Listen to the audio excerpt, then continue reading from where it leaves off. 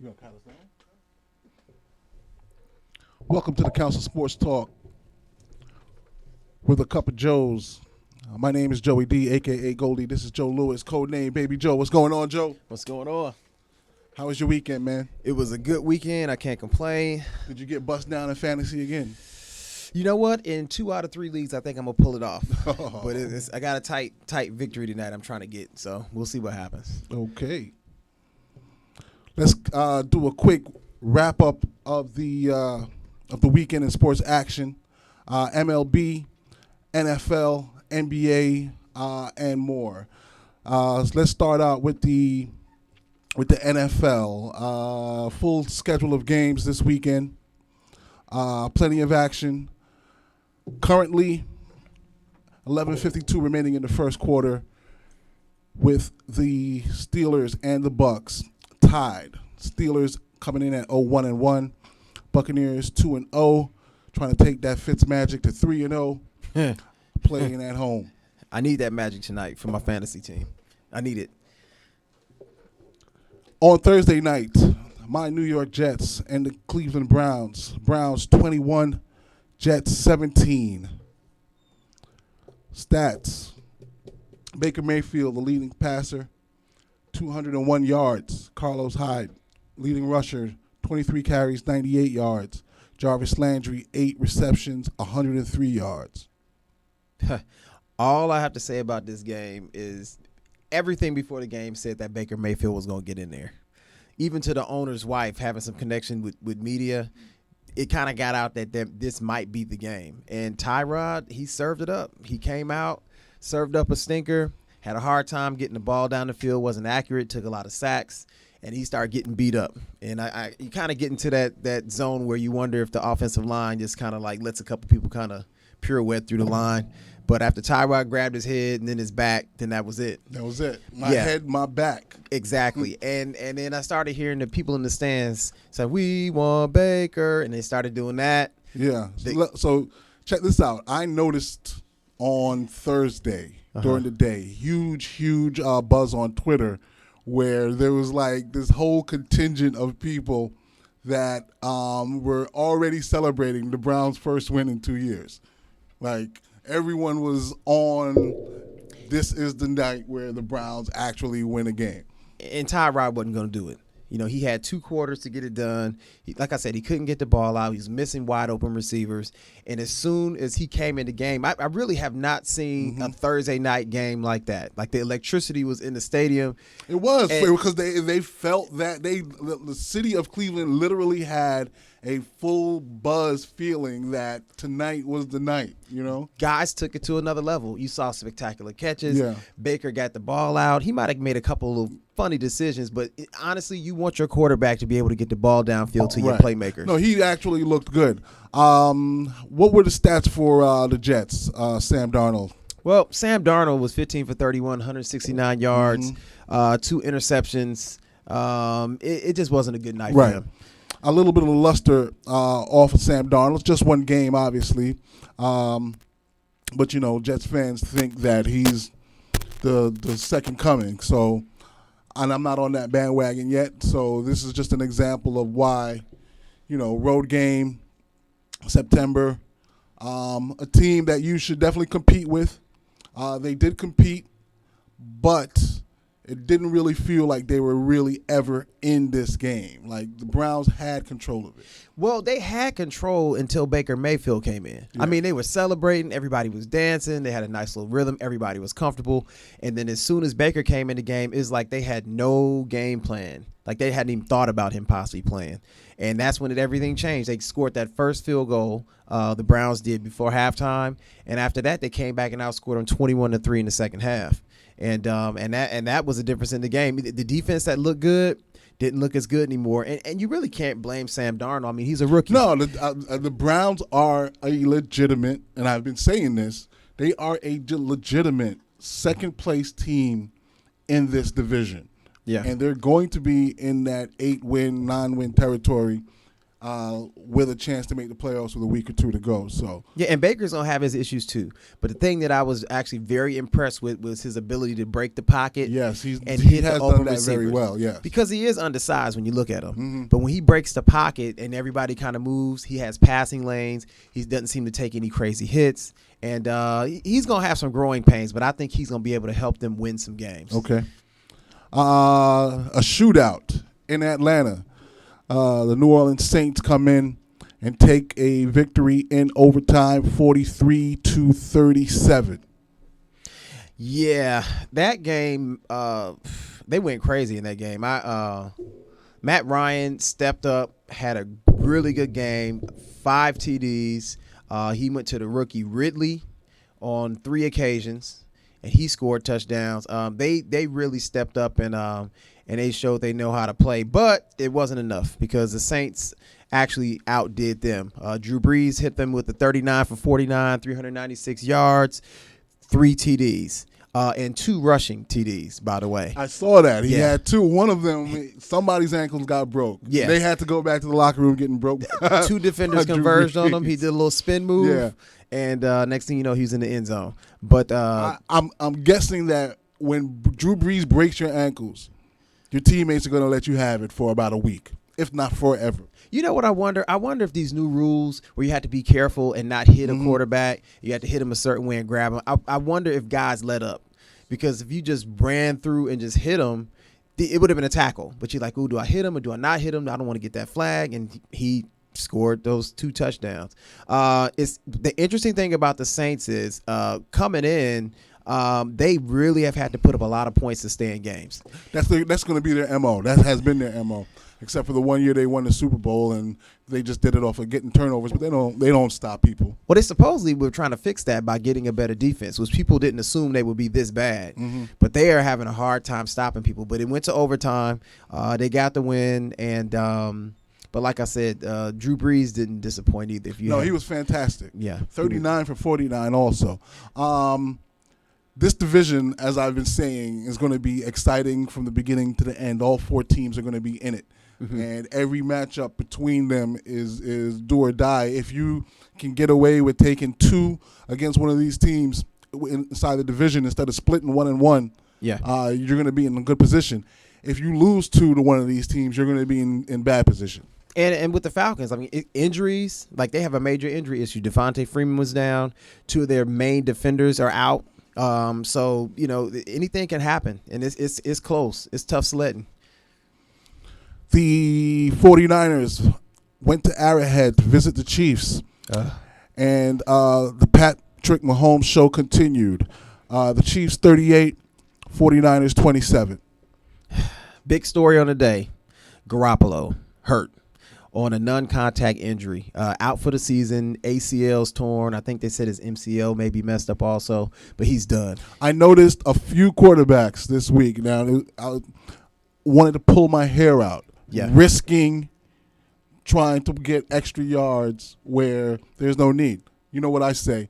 You don't do that until January. Right. You don't do that until, minute left to play in the Super Bowl or the or playoffs. to get to the Super Bowl or to Exactly. get to the playoffs. There's no reason why he was trying to steal an extra 2-3 he was yards. running out of bounds Yeah. and leaned back in and try to lay a lick on somebody, and then that was that. The knee went out. So 49ers season is pretty much down to tubes as far as I can see. It's not looking too good for them, but they weren't going to the Super Bowl anyway, in my opinion. Right. So, yeah. So it's a win-win at the end of the day. Patrick Mahomes, 24 for 38, 314 yards, 3 TDs. Matt Breida, 10 carries, 90 yards. I think he is still your NFL's leading rusher. Travis Kelce, 8 receptions, 114 yards. Patrick Mahomes is still lighting it up. And this week, the wheels came out. He started running around. Yeah, and we still haven't seen the full extent of that. Yeah. Also, they had those 2 touchdowns on the ground by their Kareem Hunt. He also went. He only went for 44 yards, but he had 2 TDs himself. So this team really has not unleashed the full repertoire for what you want to see as a fan. But You mean the Chiefs? Yeah, the Chiefs. Yeah. They You have think so they're holding much. something back? Yeah, they have so much. Like I said, Kareem Hunt, 18 carries, 44 yards, 2 TDs. Even Sammy Watkins stepped up with a touchdown, 5 for 55. Travis Kelce got off, 8 receptions, 114 yards.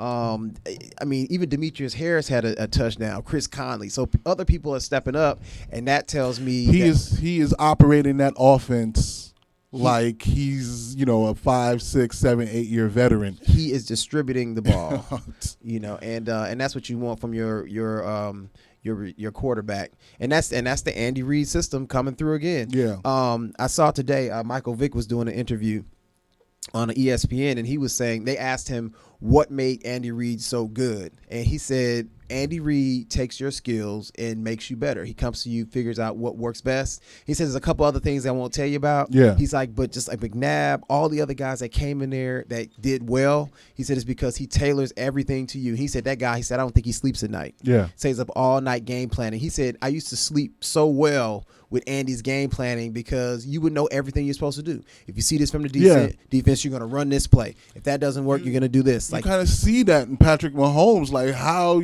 can you be so young and have such a grasp of this offense already? Start number 3, maybe number 4 or 5, but he's got such a grasp of the offense. He's operating it like he's a vet. Yeah. So, but otherwise for San Francisco, they didn't really have too many people show up. George Kittle had 5 receptions for 79 yards. They had a couple of other guys with random touchdowns. But they right now they're gonna always have issues until they can figure out how to keep people healthy and on the field. And as far as I can see, I thought they were rebuilding in the first place. Yeah. The Oakland Raiders visiting the Miami Dolphins. The Dolphins are now 3-0 as they win 28-20. Raiders now go to 0-3. Dolphins 3-0. Raiders 0-3. We might be getting to that point where you can say we are who we thought they were, because the Raiders aren't looking too good. Yeah, it might be the opposite though, because we thought that the Raiders were going to be pretty okay, and we thought the Dolphins were not. I didn't think so. Yeah, I thought Gruden could come in and they may do better, but the jury was still out to see whether he could bring this team back around to what the Raiders fans thought they could be. I mean, it's still a little bit early in the season, but they've got to pick it up because they're having some issues. Like Derek Carr, he threw for on 27 of 39 attempts, he threw for 345 yards, 1 TD, 2 interceptions.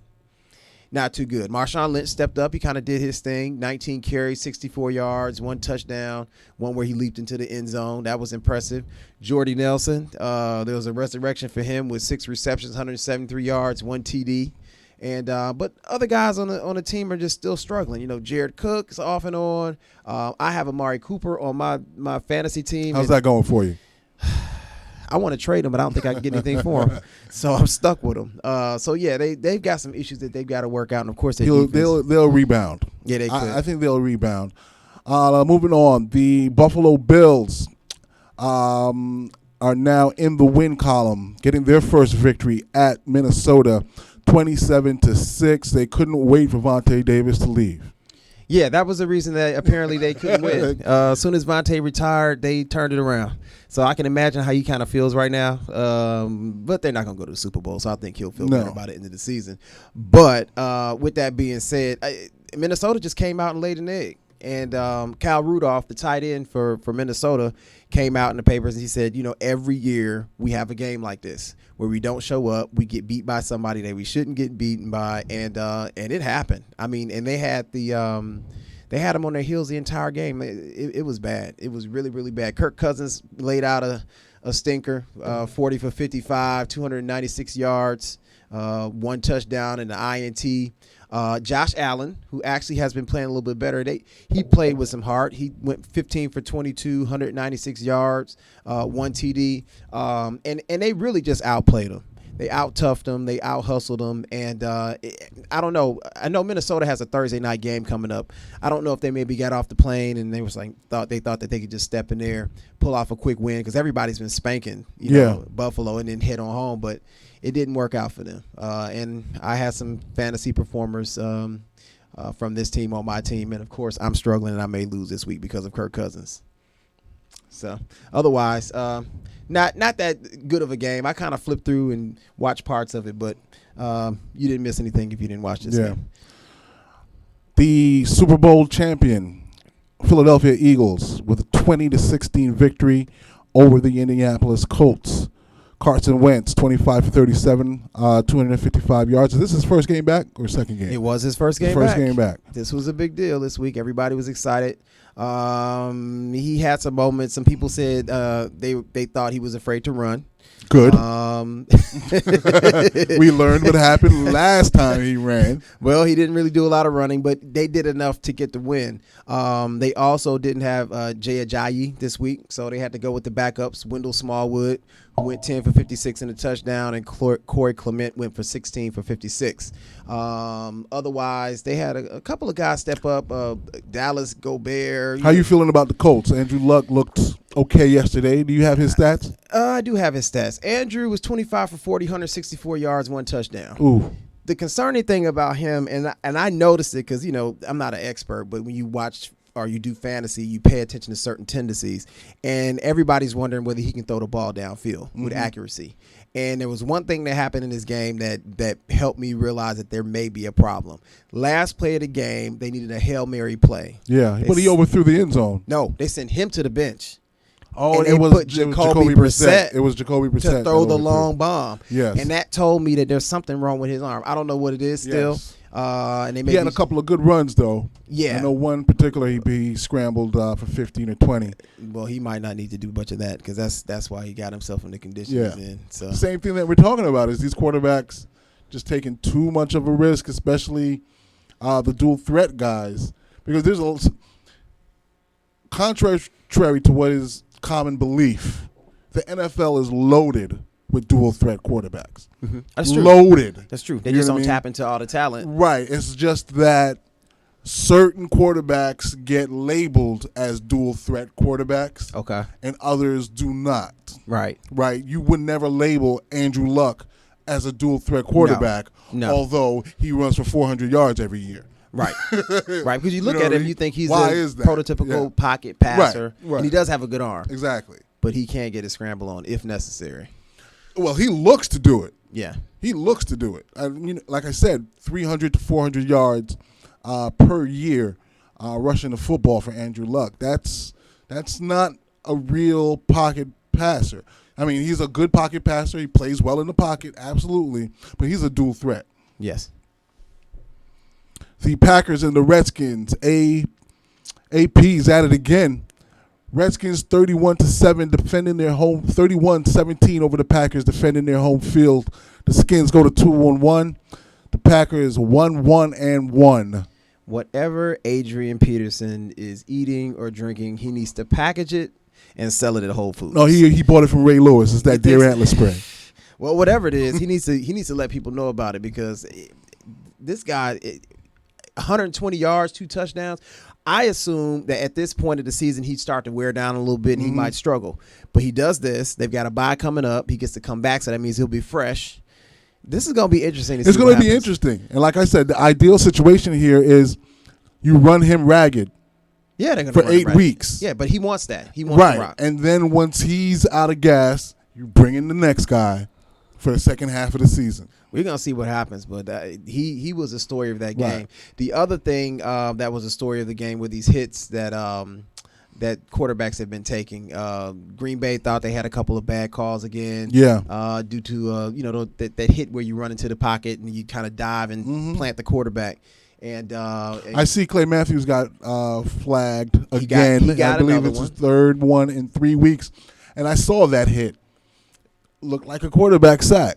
It just looked like a normal hit. It did, but it's kind of weird when you're going in with the momentum that they have, and you kind of do that little Superman thing where your feet come off the ground and then you dive into the guy.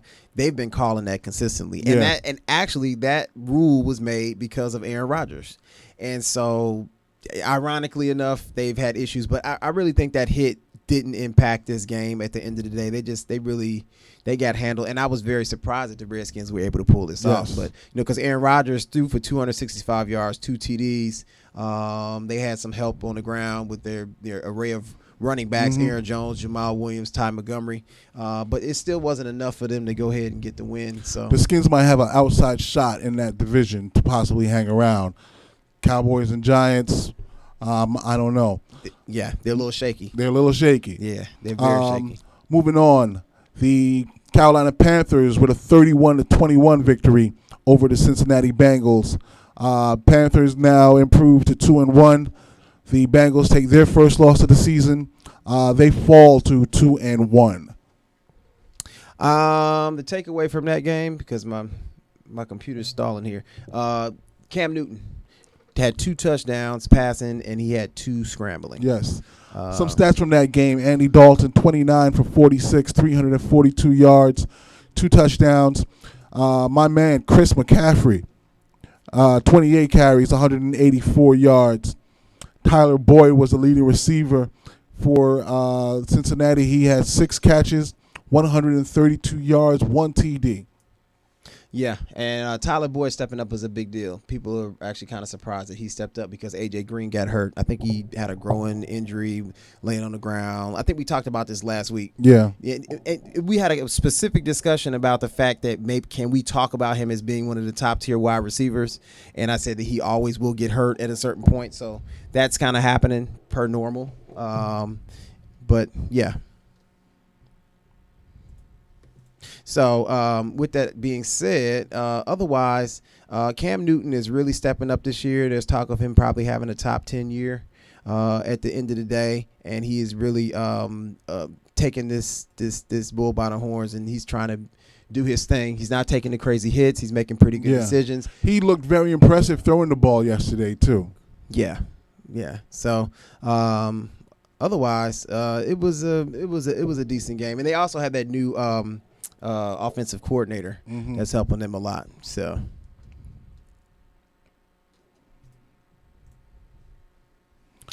in other news, the other game that I happened to catch this weekend, I got to watch the New York game versus the Texans, and that was a very, very interesting game. Mainly because I thought that New York may get spanked again, like they have been in the first couple of weeks of the season. But they made some adjustments. They set Flowers on the bench on the offensive line. And then they also made some changes to the pass patterns. They shortened the patterns and did some quick get the ball out type plays quickly. And they managed to pull off a win this weekend also. So that was a very impressive game. The other interesting game to me was the game that I watched last night, which a lot of people were talking about. My Lions stepped up to the plate and took out the New England Patriots, which was a little bit surprising to me, the way that they were able to do it. They were able to control the game with the time of possession. They were able to control the game on the ground. The offensive line played great. And also the Lions actually had their first 100-yard rusher in years. I mean, we hadn't had anybody to rush for 100 yards since 2013. And Kerryon Johnson stepped up. We also had some help from LeGarrette Blount on the ground. We also switched our defensive alignments. We were able to stop the run. We were able to stifle Brady, which I was kind of nervous about. Because you can start out and you can really put it on New England, but New England always finds a way to come back at the end of the day. And I just kept waiting for Tom Brady to just explode because he was already on the side. He was fuming. He was yelling at his teammates, and they still were unable to pull it out. Brady looked pedestrian last night. The Matt Patricia defense finally showed up. I won't call it Matt Patricia defense, but I will say he was able to make adjustments. I think he's very familiar with that offense.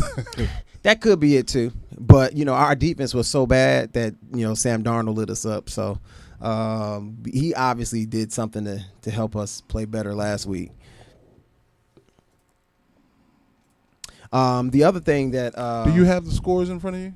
I do not, because my Wi-Fi is going down.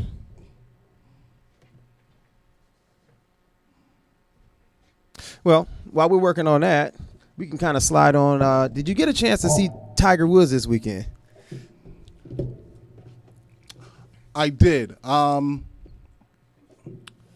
we'll come back to it in and discuss that in full, but I know that there was a big reaction in terms of viewers watching. The ratings went up over 200% from, I guess, last year this time. People are very excited about this Tiger Mania thing. He's actually a huge deal for the game of golf, which I think everybody's acknowledged, to this point. But having him come out and represent the way that he did and take that tournament. He actually even was in competition to win the FedEx Cup for the top golfer in the standings for the season, but he somehow managed to only get second place. But that's really impressive. Yes, because that's I believe is a composite of your performance over the full year. Exactly. Right. That's exactly what That's it was. Very impressive. And that actually was his first win on the tour. So obviously he's been playing fairly consistent. He hadn't been playing at the Tiger standards, but he's getting back to what he was.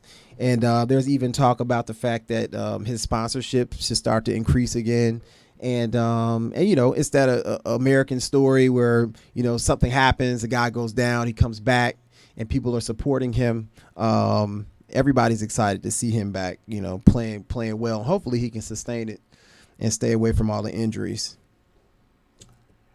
If he can keep it up for a couple of years, there's a good shot that he'll be looking at the record for most Grand Slam wins, Jack Nicklaus record.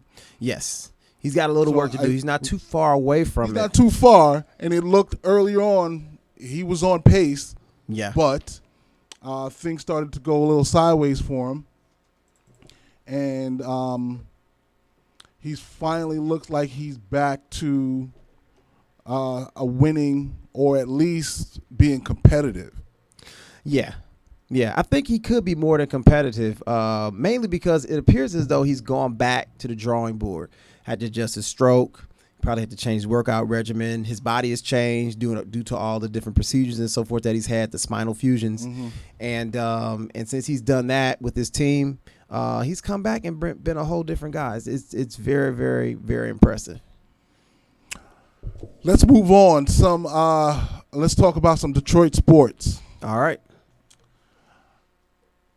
Between the Red Wings, the Lions, the Pistons, the Tigers, what is the feel in Detroit this past week, Joe? Well, we already know the Tigers are done, so we're not going to worry about that. We've had a lot of issues there, had some bad decisions, have a new manager. We're not even going to think about them. The Red Wings are looking to bring in some new guys. We've turned a corner. All the guys we used to love, they're not there anymore. So now we're rebuilding the team. The original owner, Mike Ilitch, is no longer with us. So there's been a different thought process as far as it goes with the Red Wings.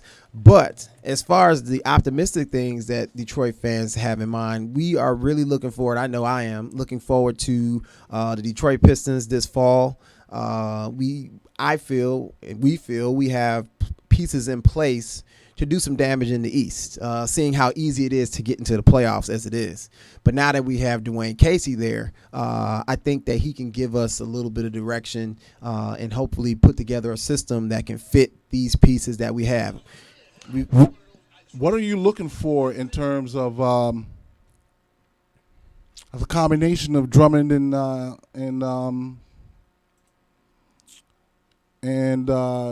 Blake Griffin? What I'm looking for with that combination, I need Blake to come out and give me that 25 and 10 that I expect from him. Any way possible, a couple of highlights. And Andre Drummond, I'm looking for him to be able to play better with his back to the basket and to be consistent in his ability to score. Because he's had some issues with that. He can put up numbers, he can get rebounds, but I want to see that consistency on a nightly basis where we can count on, if we can count that 25 and 10 from Blake and we can count on another 20 and 10 from Drummond, which is very easy to do, in my opinion, in this day. I don't know about 20, but, maybe 15 and 15 from Drummond. if he gets you 15 rebounds, he's got it. He's the king of putbacks. Right. He can get you 4 or 5 putbacks a game. Yeah. You know, so I think it's really going to boil down to the offensive strategy and the setup for the team that Dwayne Casey puts in, and putting the pieces in the places that they need to be to accentuate their talents, the things that they're good at. Stan Van Gundy was a good coach. He had us in a place that I did not think we would be. We should have been, you know, in the lottery. But I just kind of think for this team, he kind of ran out of steam. Yeah. You know, and so it was time to bring somebody else in, a proven winner. Right. Okay, we are gotten through that technical difficulty. Let's go back to the NFL scores and a quick update on scores. The Titans and the Jaguars played a field goal contest. Yeah. 9-6. Titans win over the Jaguars in Jacksonville. Titans go to 2-1. 2-1. Jaguars fall to 2-1. Well, I'll tell you this, the little bit that I do know about it, because it wasn't a game I was trying to see. Blaine Gabbert started the game, got hurt, and they had to go back to Marcus Mariota, who's the guy with the nerve damage in his elbow who couldn't grip the ball or field the ball. So, stat leaders: Blake Bortles 21 for 34, 155 yards. Derrick Henry 18 for 57. That is 18 carries for 57 yards. T.J. Yeldon was the leading receiver out of the backfield, 6 catches, 46 yards. The Broncos visiting the Ravens. The Ravens get the win. They go to 2-1. Broncos fall to 2-1. Ravens scoring 27, Broncos 14. Joe Flacco, your leading passer, 25 for 40, 277 with 1 touchdown. Alex Collins, your leading rusher, 18 carries, 68 yards. John Brown, 5 catches, 86 yards as the leading receiver. Yes. That game was interesting, but at the end of the day, the Broncos, I think, are having issues scoring the ball. And Case Keenum might have played well with Minnesota last year, but this year it's just it's been a little bit of a struggle for him getting the team going. You know, that 192 yards, 1 interception, that's not going to cut it for them. Right. Their defense actually is kind of helping them stay in some games, but they just didn't have enough. Baltimore came in and did what they had to do. All right, the game that you mentioned, the Giants get in the win column with a 27-22 victory over the Houston Texans. Texans now fall to 0-3. Deshaun Watson, your leading passer, 24 for 40, 385 yards, 2 touchdowns. Saquon Barkley, 17 carries, 82 yards, 1 touchdown.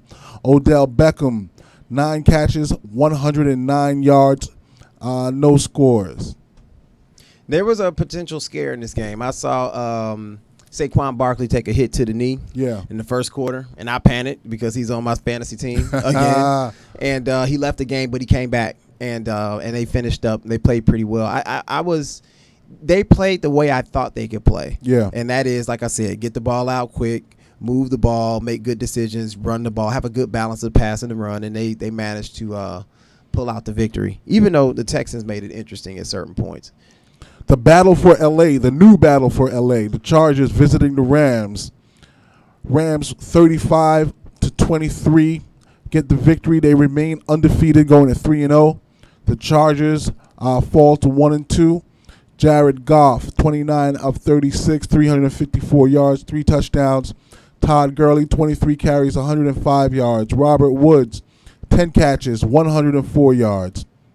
I am prepared to say that the Rams are the best team in football. And the reason I say that, there's 2 teams that have caught my attention, and they're based upon defense. Jacksonville has an amazing defense, but they have Blake Bortles. All right, so if you look at their stats, which we'll talk about that in a second, you'll see how it's tough for them to score points. They have an offensive-minded coach and a great defense. That combination is going to be a problem. They're putting it on everybody. Yeah. You know, they can give it to you either way. They have multiple paths to victory. So I'm almost willing to say, I'm not going to say they're going to win the Super Bowl, but they may be the team that slides in there, probably the easiest. The Chicago Bears with a 16-14 victory over the Arizona Cardinals. Bears 2-1. Cardinals still winless, 0-3, and the clock might be ticking on Sam Bradford as the Cardinals starting quarterback. Oh, it's ticking, and I think he's already been pulled. He's already been pulled. Josh Rosen came in and got some minutes in this game. As far as the Bears, as far as I'm concerned, I don't even understand how they allowed Arizona to score on them. Arizona is that bad, and I think it's coming from the top down, from the coaching to whatever offensive system they put in. They just can't seem to get it done. The defense is shaky. It's bad, but the Bears did enough to pull out this win. Their running game wasn't as good as I'd like for it to be because I have Jordan Howard on two of my teams.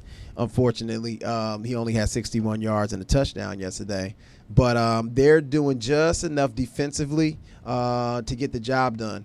The other thing that's impressive, Khalil Mack is a definite impact on this team. He's killing it. 5 tackles, 2 sacks. That type of, and 3 QB hits. Those numbers change games. Have we ever seen a defensive player of the year change hands in the preseason? Like if he keeps playing at the level he's playing, he's defensive player of the year. Yeah, well, I mean, if you have common sense, you don't let a guy like that go on your team. You don't let a guy like that go. From what I understand, John Gruden wouldn't even talk to him. He didn't even want to speak to him. They had major issues just even communicating. And just making assumptions, right? Potentially unfair assumptions. Mm-hmm. John Gruden, offensive guy, possibly can't get past the idea of the best player on the team not being Derek Carr. He doesn't value the defensive player like he probably does somebody like a Derek Carr because he's offensive minded. Because when you're looking at it dollar to dollar, Khalil Mack is trying to get quarterback money. Yeah. Yeah. And now, say for instance, you had Ray Lewis. He doesn't coach, but if he did take a head coaching job and he had a Khalil Mack, there's no way he lets him go. Exactly. There's no way. Exactly. Right, and he wouldn't have any offense either. Exactly. But he doesn't care because he's all about defense. He just wants to smash people. Yeah, his quarterback was Trent Dilfer, so he's like, yeah, whatever. Yeah. He just wants to smash. Exactly. The Cowboys 13, the Seahawks 24. Seahawks going to 1-2. Cowboys going to 1-2. Russell Wilson, 16 of 26, 192 yards, 2 touchdowns. Zeke Elliott, 16 carries, 127 yards. Tyler Lockett, leading receiver, 4 receptions, 77 yards. All I can say about this game, the funny part to me, you mentioned Zeke Elliott running for over 100 yards. He blamed himself for the loss. And I watched this game, and I don't think he's the reason. He probably could have done more. He could have had another 50 yards on the gun. He did fumble and give it up. Yeah, he did fumble, but I'm looking at these stats for Dak. Ooh.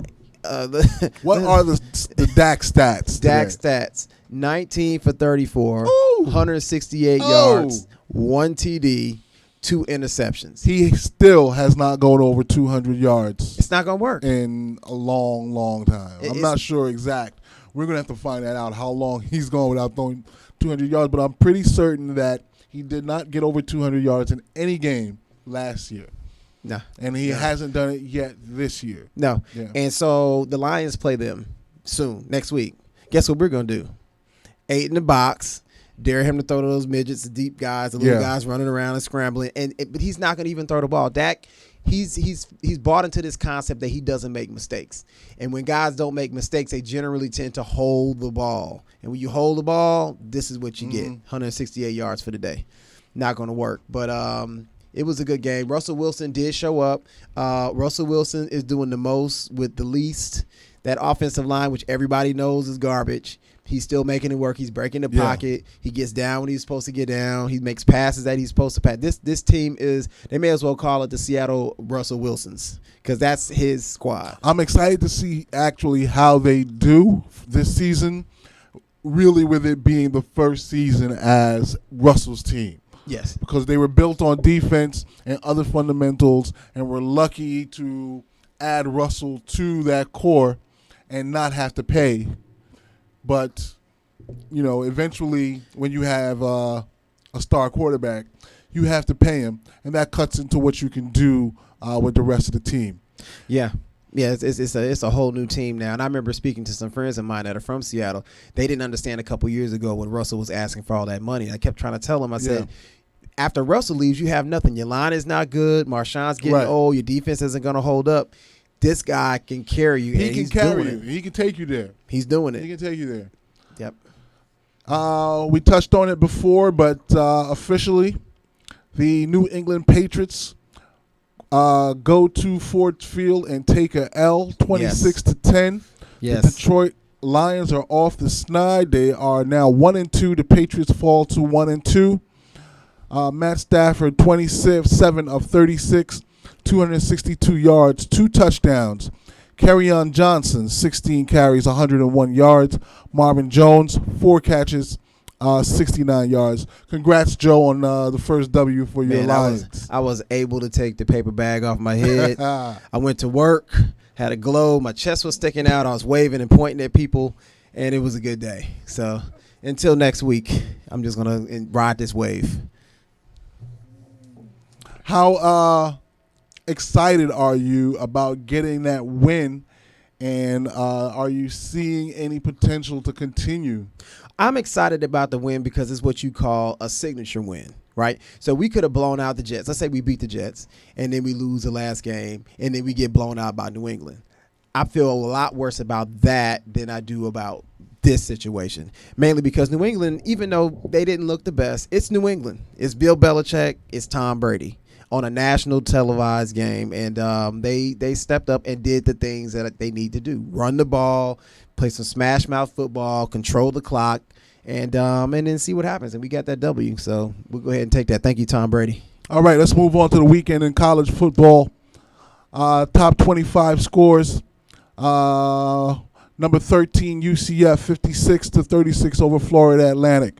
Number 9, Penn State, 63 big points over 20 over Illinois, 24. The Notre Dame Fighting Irish, the 8th ranked Notre Dame Fighting Irish, 56-27 in ACC action. The number 2 Georgia Bulldogs defeat Missouri on the road, 43-29. Your Michigan Wolverines, 56, Nebraska 10 in a Big Ten matchup. Purdue 30 over 30, Boston College 13 in a non-conference game. The number 3 Clemson Tigers defeat Georgia Tech 49-21. The Hurricanes of Miami 31 over the FIU Golden Panthers 17. Number 12 West Virginia 35-6 over Kansas State. Every time I see a Big 12 score and West Virginia is there, it makes no sense to me. So ridiculous that West Virginia is in the Big 12. The number 4 Ohio State Buckeyes 49-6 over Tulane. Alabama, the number 1 Alabama Crimson Tide 45-23 in SEC action over Texas A&M. Old Dominion.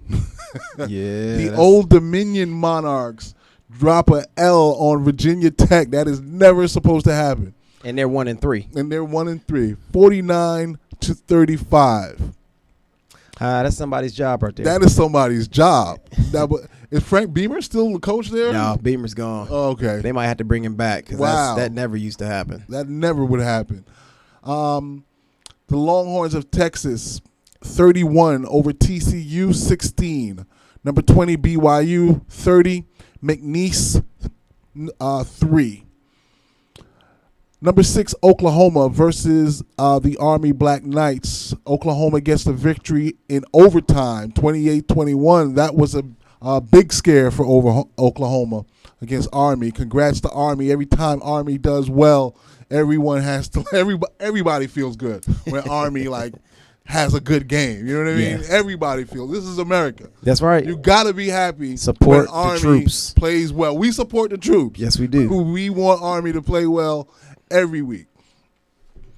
Texas Tech 41-17 in Big 12 action over Oklahoma State on the road. Number 17, the Wildcats of Kentucky, and this is not the basketball team being ranked in the top 25. They beat Mississippi State 28-7. LSU 38-21 over Louisiana Tech. your other Michigan team, the Spartans State. of Michigan State, with a 35-21 victory over Indiana. Michigan State currently ranked 21. Number 10, Auburn, 34. Arkansas, 3. The game of the week in terms of top 25 matchups and outcomes was a overtime thriller where the Stanford Cardinal defeated the Oregon Ducks 38-31 on the road in Eugene. 28-17 is the score of the number 15 Wisconsin Badgers over Iowa. And number 11 Washington, 27-20 over Arizona. Any thoughts on the college football weekend, Joe? Any prospects? You know what's funny? There is one prospect that's interesting that we're going to have to talk about at some point, and it is Oklahoma's quarterback. I am not sure exactly what his name is right now. Let's see. Well, tell me about him. But he is he's a thriller. He's incredibly quick. Basically stepping in for Baker Mayfield. It's the same offense. And he is really making people look silly running out of the backfield and passing the ball extremely effectively. He's Kyler Murray. The interesting thing about Kyler Murray, he was drafted by the Oakland Athletics in June. Okay, in the first round. Okay, so typically when you're drafted in the June baseball draft, you're done with college. You're likely not going back. Few people might go back to college that play second sports. I know Russell Wilson was drafted and then went back to college to continue to play football, yes, although being a professional baseball player. Kyler Murray was drafted in the first round, signing bonus of $5 million. Okay? They usually would not let him come back, but they worked out some kind of deal where, because would be his only season playing, because he was a backup before. Okay. So this is like his one and only shot, and he's so dynamic as a quarterback that it's unbelievable. I saw one article where they were started a GoFundMe account so to pay him the money that he would lose by going into the NFL instead of playing professional baseball. But a very highly rated prospect for the Oakland Athletics, the 9th overall pick in the MLB draft, and he is currently the star quarterback for the Oklahoma Sooners. Let's move on. MLB pennant race. We have 1 week remaining in Major League Baseball, and the standings, as expected, are starting to tighten up. The Yankees continue in the American League to maintain a very, very slim lead over the Oakland Athletics for home field advantage in the 1-game wild card playoff. So very important for the Yankees to stay up. 1 week to go, approximately 7 games to go. And every game is extremely important for both the Yankees and the Athletics. In the National League, the race there continues to be compelling as teams are dropping out. We're now left with a firm picture of who the contenders are going into this last 7 games for these last couple spots. The Braves have their spot locked up with a division championship. The Cubs are still just 2 games ahead of the Brewers and 4 games ahead of the Cardinals for the championship in the National League Central. The Brewers and the Cardinals are actually in a series and have already underway tonight's game. And the score there is I am not sure what the score there is. Who's the Braves? And The Cardinals and the Brewers are okay. I got it. They're currently tied 1-1 1-1. in the top of the fourth inning. 2 outs. Flaherty is still going for the Cardinals. He's so far gone 3 1/3, giving up 3 hits with 3 strikeouts and 0 walks. Very, very important game between those two who are jockeying for position, and trying to stay in their current position as the 2 wild cards. The National League is very tricky because the Dodgers and the Colorado Rockies, the Dodgers currently hold a 1-game lead over the Rockies. The loser of that game will likely go from a division winner to out of the playoffs. Okay? The St. Louis Cardinals have a 1.5 game lead on the National League West loser or second place team. So that second place team is fighting to win the division or to overtake the Cardinals into a playoff position. But at the same time, the Cardinals are fighting to upend the Brewers and go into the home field spot for the wild card. Mm-hmm. The Brewers are fighting to get past the Cubs and avoid that first round 1-game wild card scenario and take the division and then push the Cubs back. So 7 games to go in the National League, the National League West, the National League Central, and the 2 wild cards are all up for grabs with 1 week to go in the National League. That should be really, really compelling coming down the line here. I see they're already firing managers in MLB. Who got fired? The GM Evans for the Giants. Wow. Gone. Yeah, they were supposed to at least contend. They made deals, Evan Longoria, Andrew McCutchen. They brought in the type of talent that they thought would at least put them in a situation where they would be today still at least in contention for a wild card. But it didn't work. They ended up shipping McCutchen to the Yankees. Thank you very much. We'll take it. And they've starting to clean house. We'll see how that works out. NBA news. Just a quick rundown. The last weekend we have a lot of the NBA media days. A lot of pictures being taken. A lot of smiling. A lot of people feeling really good about their prospects for the season. Not everybody's smiling though. Not everybody. And some people don't go to media day. So, quick rundown. NBA headlines. Jimmy Butler passes his physical in Minnesota. Nice. Roto World is reporting the starting center spot is an open competition for the Bulls. Okay. Brandon Knight will miss camp and preseason for the Houston Rockets. Mm-hmm. As long as he comes back in time for it's a long season. Steve Kerr is saying for sure, quote unquote, for sure, Draymond won't start at center. So I'm not quite sure what the storyline is, what they're looking at there. Who would they start at the 4 if Draymond?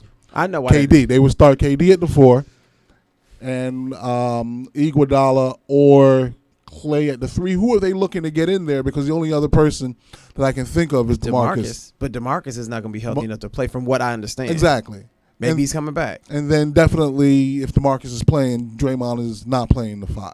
So Draymond comes off the bench? No. When DeMarcus comes back, it's going to be Cousins, Durant, Steph. Wait, at the 3, it would be Cousins, Draymond at the 4, KD at the 3, Clay Vaughn, Steph and Clay. Yeah. Clay Vicious, and Steph at the 1, and then Iguodala and the other crew coming off the bench, Sean Livingston and others. I don't even know if it makes a difference. It doesn't make a difference, but I tell you what, DeMarcus Cousins is going to make a difference. Yeah. Well, DeMarcus, I know he's going to be amazing, but in terms of like where you fit on his team, they have so many different parts. They do. And Draymond also, he could play the center, but he's also the point. They Yeah. use him at the point. He's going to be in the game doing critical phases anyway. So at this point, if you can guarantee somebody a ring, I don't think they complain Yo, about whether they come off the bench. You're or not. gonna love this next player news headline. Oh yeah, I'm ready. It's from the Detroit Pistons. Oh boy. Drummond, and I quote, you're going to love this. Drummond will have the green light from deep. What is deep? I hope that's like in the What lane. is- In the what is lane, deep? deep in the lane. You- I have been seeing some clips. It is let me think of it like this. You know those summer shooting clips are like totally garbage, right? Everybody loves to put it out. Oh, this guy has a jump shot now. He's been shooting he's all working, by himself in the he's gym working on all the crossover summer. and the hesitation and the fadeaway. Like I saw clips of He needs to work on that hook shot. That's what he needs to do. But this is a lot like every sports star wants to be a rapper, Yeah. right? And then every rapper wants to play sports. Yeah. So this is something where Drummond wants to shoot the three because he thinks he can do. He's a very athletic guy for his size, but I don't need him No. shooting threes. No, you need to get that hook shot down. Give me something in the paint. Right. Just one go-to shot, a hook. It could be anything. Sky hook, Right. whatever. Just hit like 5 or 6 of those a game in the clutch, and I'm good to go. So we'll see what happens. Additional news out of Detroit: Reggie Jackson's ankle is fully healed. How you feel about that? I don't believe it until I see it. I like Reggie. He's just had so many injuries over the years. The knee was a problem for last year it was an issue. The year before that he barely played. It was an ankle. It's so many different things that's happening with Reggie. I just hope that he can put it together because I think if he cannot after this, he probably will not be a Piston. Okay. Other NBA player news out of Denver: Michael Porter Jr. still without a timetable. As far as I'm concerned, leave You him wait. out. You wait. You wait. It doesn't make a difference. Red shirt, 19-year-old coming in. We don't really need to see him until he's 23. Doesn't make a difference. That's what happens when you're a baseball fan. You're just used to people getting drafted and you don't see them again. Yeah. So Yeah. I don't understand why rush him. Mike Malone open to playing Trey Lyles at the 3. You know, positionless basketball is a new term that's going around. Mm-hmm. And unlike a lot of phony narratives that I make a point of rejecting, Mm-hmm. this is a very real narrative. It's a very real movement in the NBA, and it's probably a very good movement. 20 years ago, a guy would get labeled a tweener and never get a shot. Right. You know what I mean? 6'7" power forward. You know what I mean? 6'3" combo guard will not get a shot. You Right. know, and now it seems like the coaches have evolved to not caring Yeah. what position you are. It's who can you defend. If you can't defend and offensively you're elite or so productive, I have to get you on the floor for offense, we'll figure out what to do on defense to make up for it. Right. But it's all about now putting talent on the floor. Trey Lyles at the 3, he's huge, Mm-hmm. Yeah. but he can shoot, he can face up, he can go 23 feet plus out to the three-point line. He can put the ball on the floor. He can post threes. The only thing is the other end of the floor, who's he going to guard? Because in this league, you might get a 3 that's really a shooting guard acting like a 3 tonight. You know what I mean? Right. And Trey Lyles don't want that matchup. Right. He does not want to see NBA 2 guards who are playing in small lineups as 3s and trying to defend them on the perimeter. No way. But Right. at the same speed on the other end, that player can't guard him either. So Right.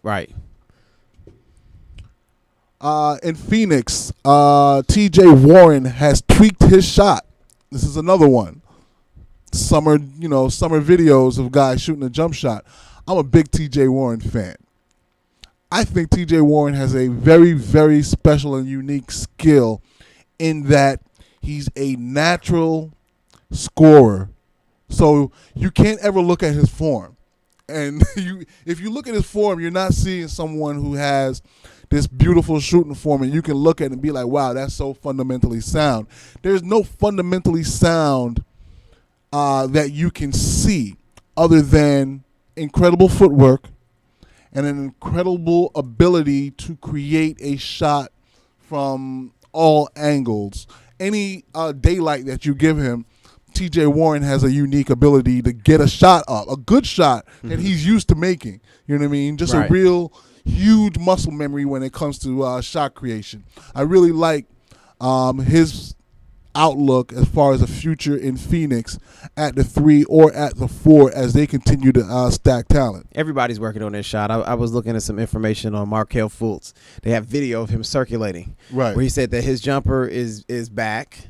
He's done some adjustments, and as I was looking at it, I saw some two-hand stuff going on. I'm not really sure. We have to get a better look at that later, but he seems to think it's better. We'll see what happens. Well, do you have an update on the Pittsburgh-Tampa Bay score? I do. Pittsburgh is up 16-7 right now. I can get you some information on the stats in a second. No, we don't need the stats. It's just ongoing.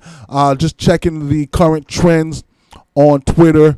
Joe Hayden is trending.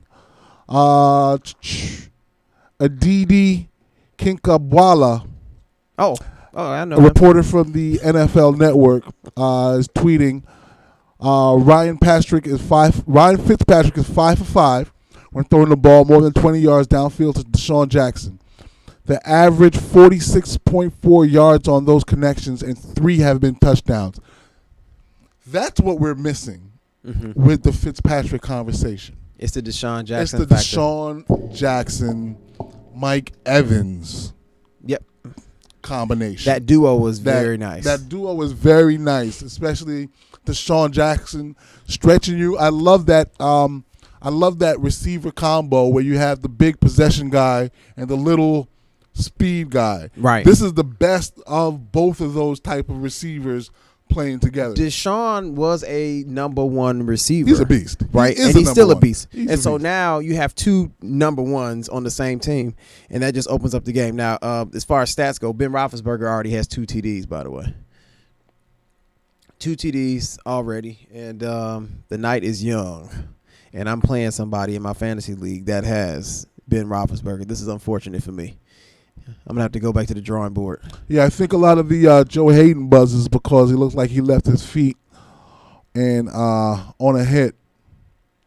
Yeah, and went to the head. It's so hard to do, man, because when you get trained to hit and there's a moving target as fast as these athletes are nowadays, if you see it for a split second and you go for it. So I'm not so quick to give guys a hard time if they do hit somebody what we deem to be too hard. You just can't help it. It just is what it is. All right, let's move on. Steve Smith and Michael Irvin. I don't know what's going on here. Have gotten into a little bit, have started a little bit of a debate. And we love this type of debates because it's all about who you got. Yeah, because we watch these guys. Right. We watch them play. So it is, it started from a conversation. Can you tell us how it started, Joe? Well, it was during, they have commentary about the games, and Michael Irvin, it was Reggie Bush, and then it was Steve Smith, and then the regular commentator were there, and they were having a discussion. So they pitched to Michael Irvin. Michael proceeded to talk about Joe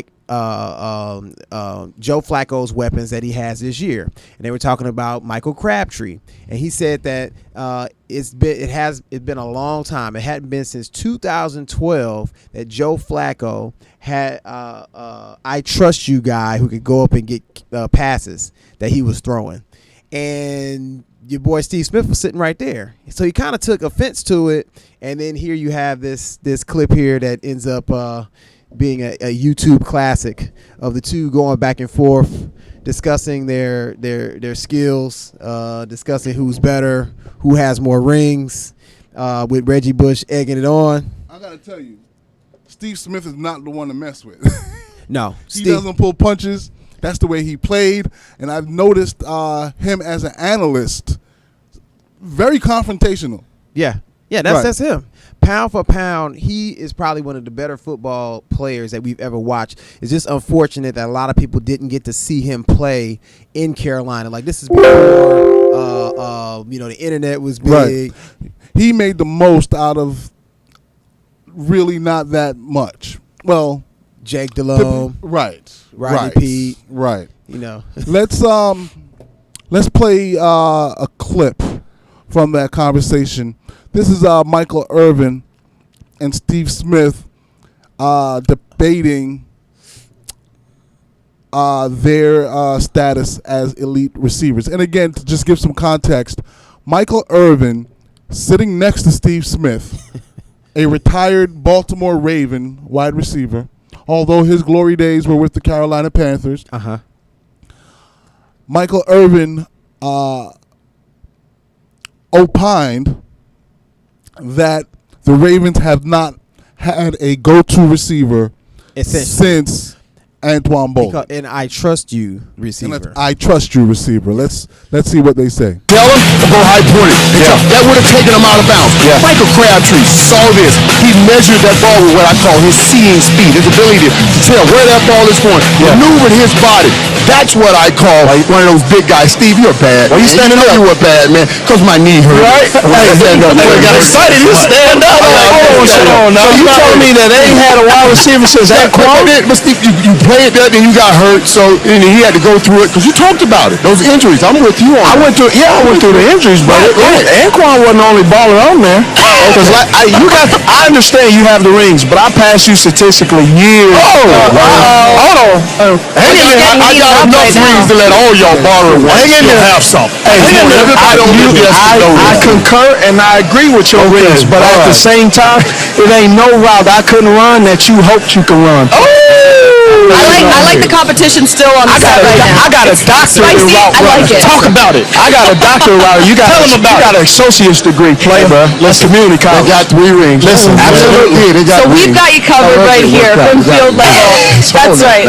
Stadium, it's starting to fill up, guys. These two. Charles Haley. Yeah, some great ones over. Okay, Yeah. so Steve Smith is not playing around. No. He went straight for the juggler. He went straight for the juggler. It is a fair critique that Michael Irvin may have been surrounded by the greatest cast outside of 70s Steelers, where, 10 players on a unit going to the Hall of Fame. That team was amazing. Right. The coach, the owner, everybody. Right. I'm not sure how many Hall of Famers came off of that offense. It's going to be close to 7 or 8, just off the offense. But Aikman, Emmett, what was pretty much unanimously understood to be the best offensive line in football at the time. The fullback. What was the fullback's name? You remember? I know who He was good. The tight end, Jay Novacek.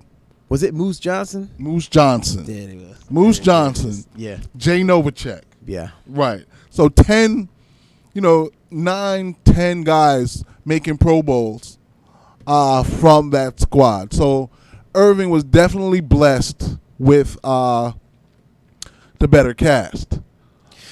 Now, the interesting thing is when you look at these stats here, you talk about the receiving yards. Yeah. Because there's a lot to unpack when you talk about receiving. You can talk about catches, receptions, touchdowns, all of that. And the stats that are up right now are Michael Irving's stats.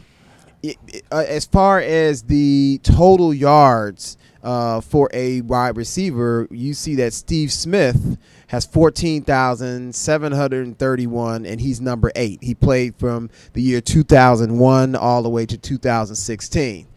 And then you go all the way down to number 27 to find Michael Irvin's name as far as the yardage goes, being 11,904 yards, and he played from 1988 to 1999. Okay, before we go from the 1988 to 99, looking at Irvin's stats, his career, his age 22 season, 32 receptions, his age 23, 26, and his age 24, 20. So those first 3 seasons, he clearly was not really involved in their offensive game plan. No. He wasn't a 1 or he wasn't a 2 receiver. Potentially, he could have been a 3 or a 4. We'd have to leave it to some other Cowboy fans to straighten us out on that. Right. But those first 3 years, they're not. You can't really even look at that. If we're going to start considering, and if you do look at it, though, you have to look at it from a context of those were the first 3 years. Mm-hmm. The Cowboys team that you got to was not good, That's true. and you weren't in their offensive game plan. That's true. Okay? That's true. But at the same time, he did develop. Yeah. Okay? And from 1991 through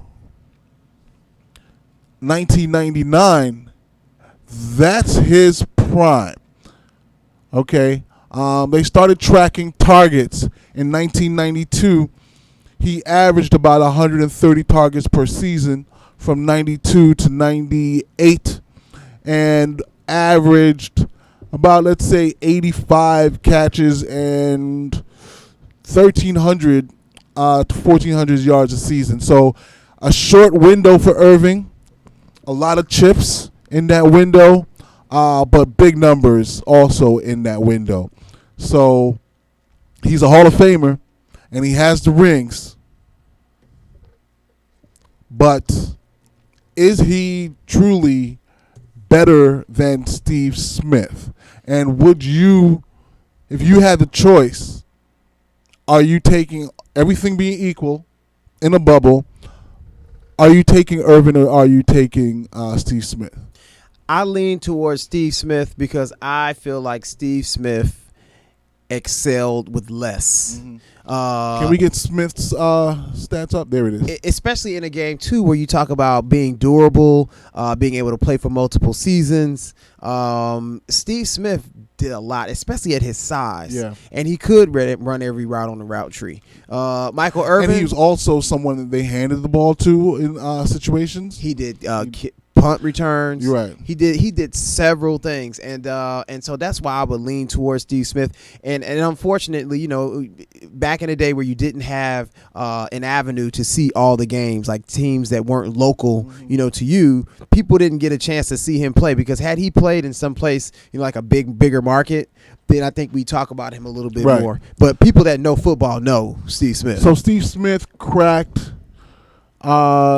the regular rotation for the Ravens in his age 24 season, which is 2003, at which point he was targeted over 100 times, and he had how many receptions? 88 catches, and then he continued to be productive to that level all the way through his career in Carolina until he was released and then signed and went to Baltimore. And then the year to address Michael Irvin's argument, 2014 in Baltimore, Steve Smith was there, and he put up over 1,000 yards on over 100 receptions, I believe. I don't want to interrupt you, but there's a Fitzmagic update. Breaking news on Fitzmagic. He just threw a pick six. Ooh. This is his third interception of the night. Yes. They're currently down 23 That's the to 7. Fitzpatrick I know. 23 to 7 in the second quarter. This is what I'm talking about. It's just a matter of time. You didn't play him on your fantasy team. I did. I was going to lose anyway, so I was like, I have to go with the high upside guy, and he'll be finding himself on the waiver wire. And you might actually get to see Jameis. Jameis might be the only person enjoying this right now. Yep. I can see Jameis being that dude too. Jameis not ready for the bench. Back in the back. He's not ready for the bench. Yeah, this ain't Jameis looking ain't good. never seen no bench. No rock star status here. No chest hair tonight on the interview. Nope. It's over. Hey, he's living in that window though. I give it to Fitz. He knows that he's gonna get the spotlight for 2-3 weeks. He jumped on it. He better figure out a comeback at this point. I mean, the thing is, the weird thing is that the Steelers' defense is not good. It's for them to have 3 picks. I don't know what's going on. That's Fitzmagic. That's the real Fitzmagic. Yeah. Yeah. That'll be that. Oh, he just took another sack. Yeah, well. That's all right. that. A lot of NBA action, not on the court, but off the court, in the boardrooms. Has this not been one of the most interesting NBA off seasons ever, outside of not watching a basketball game or seeing a game played? Like, honestly, that's because you didn't watch the Summer League. I did watch Summer League. Okay, so I did. those games were played, and that had a lot more interest for me. I did. I love Summer League. Watching Summer League. But just the narratives off the court, like all the things, the player movement, the talking, right. It's interesting. So, to set some context, the genesis of the current state of the NBA in terms of player movement and players controlling their destinies, right? In my opinion, the genesis of that is USA basketball. Okay? USA basketball's system since 2005 has built a team where previously what they would do is call 15 guys and invite them to come and play for the Olympics or for the World Cup. Okay. 92, you know what the dream team was. 96, they were still saying yes. 2000, you started to get people say no. 2004, it was nobody's interested. No one was interested. Yeah. And the team that went was still a awesome team, worthy of being called a dream team. But you throw Larry Brown into that mix, and you remember what Steph said about that. Yeah. About him really taking the air out of these ultra talented players and trying to make them run a system that's unnecessary. With that team being a bronze medal winner for the first time since it was internationally accepted that all professionals would play. Mm-hmm. It was the first time the USA did not get a gold medal. And the system was revamped under the leadership of Jerry Colangelo, Coach K, and they put into place a system that required you to commit to national team basketball for a period of 3 years through the next major event. Mm-hmm. Right? So you joined the team in 2005 with a eye to making the 2008 Olympics. And that's the key, making the team. Okay. Right? No guarantees. So there's no guarantees. So instead of them calling 15 guys to come play, they had a roster of 40 guys competing for spots over multiple years. Which breeds the competition and makes people say, I'm coming. It breeds the competition, and what immediately happened is these players were coming back to their NBA teams markedly improved. Yeah. Markedly improved because from the beginning with Carmelo, LeBron, Dwayne Wade, and those guys learning from the Jason Kidds of the world, they started this system of training young superstars through USA basketball because they were no longer together for the 30 or so days for whatever the competition were.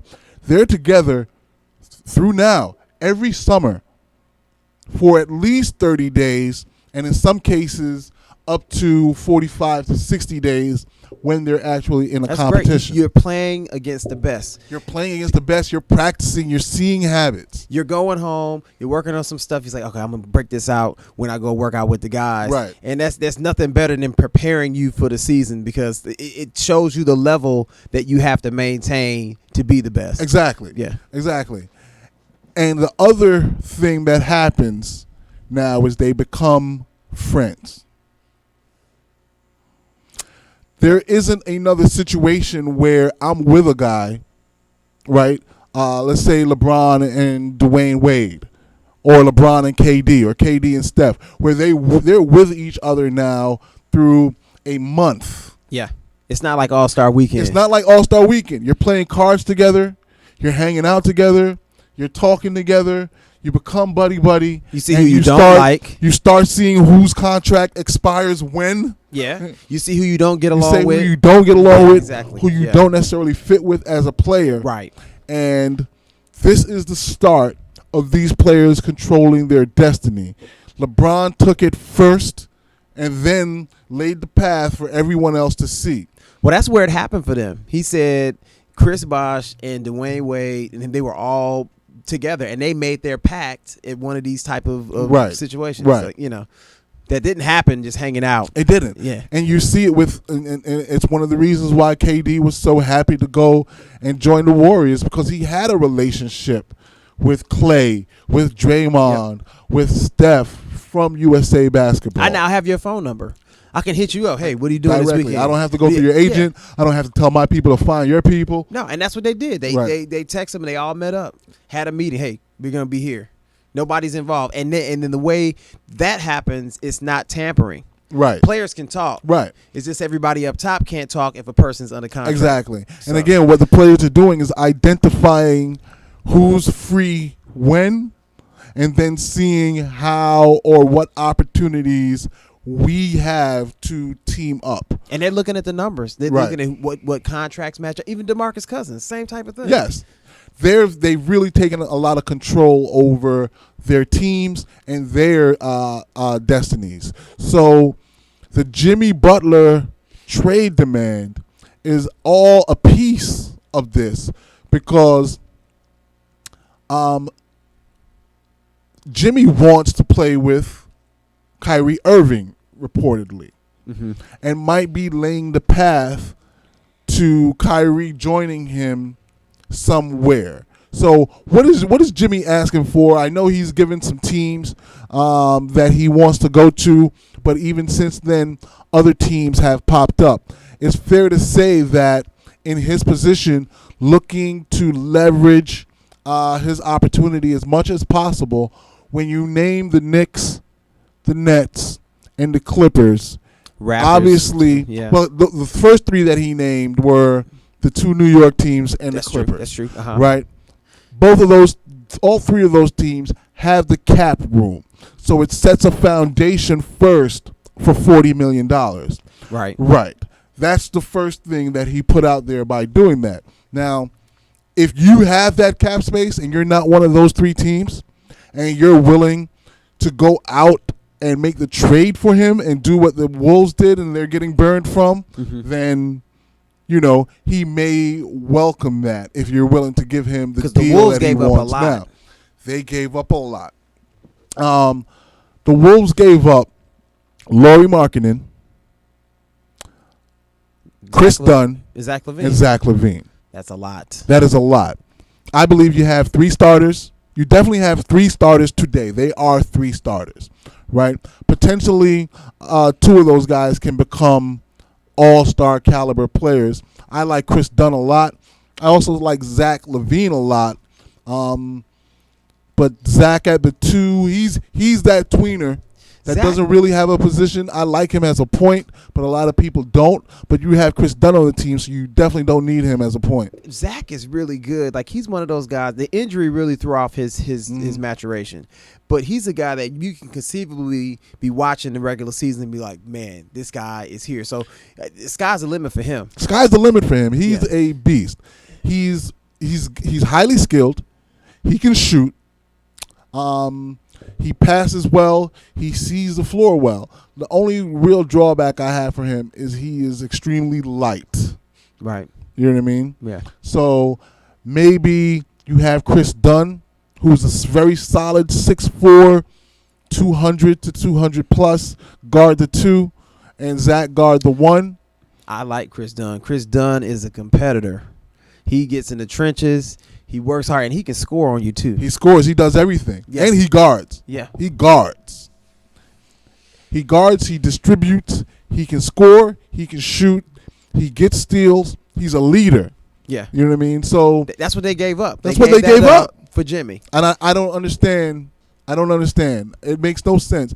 Because to me, Jimmy Butler cannot put you over the top unless you have two players better than him. Yeah. Possibly 3 players better than him. Yeah. I want Jimmy Butler to be on my team as the 4th best player.